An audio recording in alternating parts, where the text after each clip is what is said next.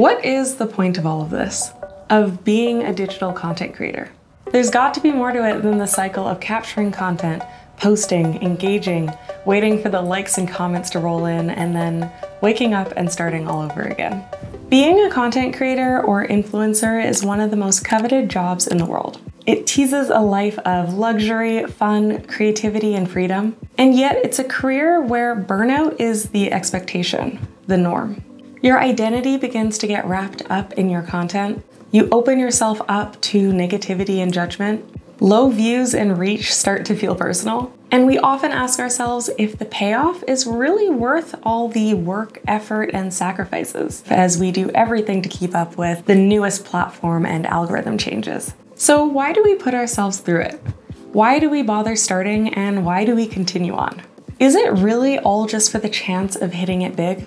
Or for the validation we find in likes and followers? Well, after years in the game, I have finally landed on a why that keeps me going. And I want to share with you how I found it. Before we dig any deeper, and yes, we're digging deep, I am beyond excited to share that this video is brought to you in partnership with Adobe. Yes, I know, Adobe. They actually play an important role in my own search for meaning as a content creator, so hold tight to find out more. Now back to the question at hand. What is the point of all of this? Every single creator I know has asked this question at some point in their journey. In my own experience, I've found that the question comes up when I am overwhelmed and anxious. And no matter how many late nights I pull, I just can't seem to get ahead. Sometimes it comes up when comparison or jealousy sets in, and I can no longer see my own progress or success. Sometimes it's when the state of the world weighs heavy and social media feels especially vain. Sometimes the question even creeps up when things are going extremely well. But it comes in to ground me so I don't get caught up in the vanity metrics or the more materialistic side of the job. And in looking back at every moment that I questioned the point of what I was doing, I realized that what I was really wanting to know, what I was really searching for, was my motivation. My why. So great, we've identified the heart of the question. How do we answer it? First, a lot of people turn to external drivers like fame, money, freedom.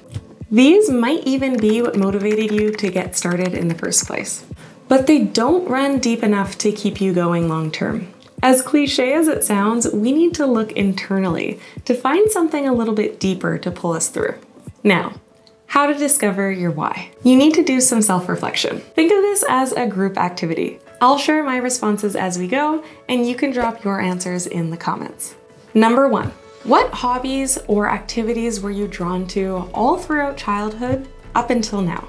What were things that you did just for fun, purely because you enjoyed them? I have always loved writing, fantasy, make-believe. I wrote scripts for plays that I hoped my brothers would act in. And in my teen to adult years, I wrote a book that I edited 7 times over just for fun.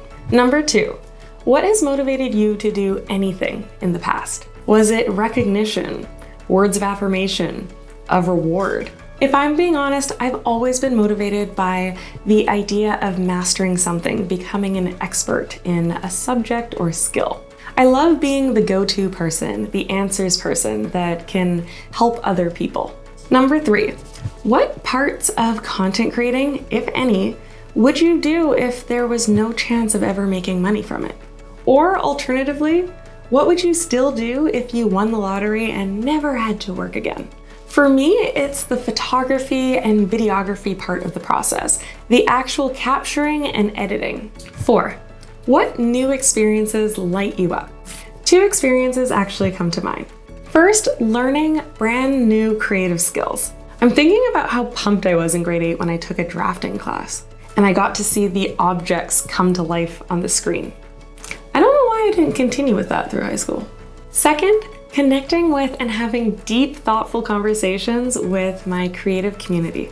I love hearing their stories and how they bring their visions to life. And 5, think of a compliment or comment that left you and your heart feeling full.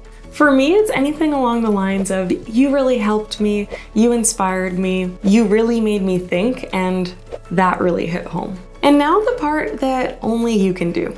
Look back through all of your answers for patterns, similarities, a through line.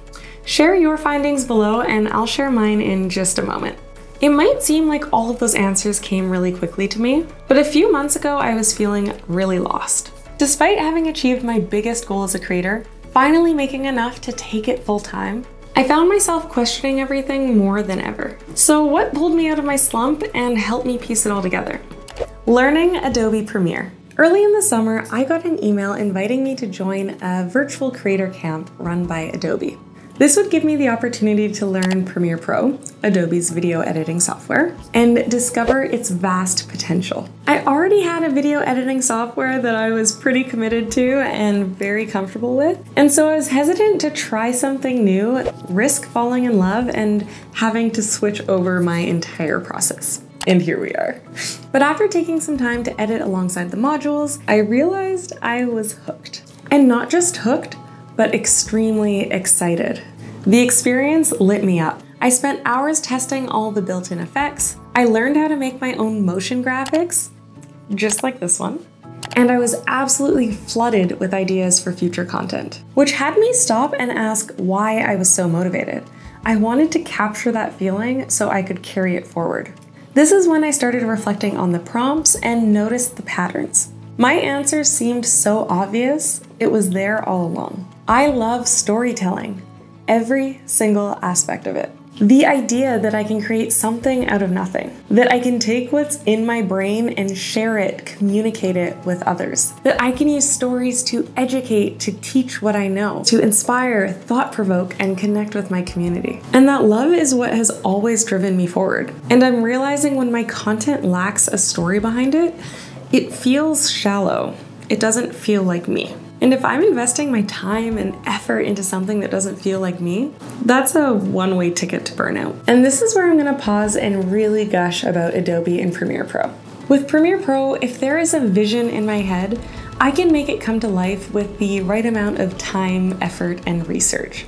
Just like how all the little graphics, effects, and transitions in this video have helped me tell my story. And for the times that my vision is a bit unclear or I'm short on time, I can go to Essential Graphics and find Adobe stock templates or inspiration. And for the times that I want to share my story more widely, I can use tools like Auto Reframe to make sure my content feels at home on other platforms. So if storytelling is your motivator, or you're just looking for a way to create without limitations, try Premiere Pro with the free trial linked in my description. And while we're on the topic, because I'm obviously an Adobe fangirl, if you're looking for other great tools to help your content creating process, definitely check out Adobe Express, which I actually used to make the thumbnail for this video. Whether or not story is what drives you to create content, I hope this video and the reflection prompts helped you find your why. The motivator that runs deep throughout your history. Because it's the one thing that you can depend on to keep you going. And if it did, consider hitting the thumbs up and sharing this video with your creator community. Thanks again to Adobe, thank you to you all, and until next time.